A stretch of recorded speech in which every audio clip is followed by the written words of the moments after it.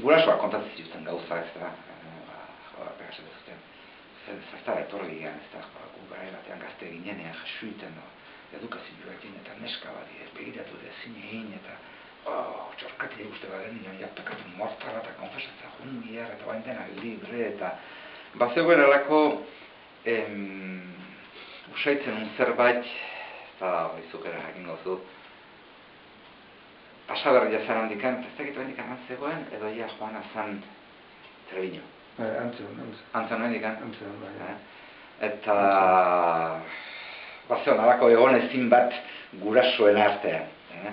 Treviñorekin eta haren ingun osotutako komunak, eta hoi sumatzen unik gurasoen artean bazegoela urduritasun handixamar bat Treviñok egiten zitunekin, eta komunak, eta beste, eta halako urduritasun bat nabari zan gurasoekin bizketan egonaz, eta halako gozak gogoratzen dituten, baina zian.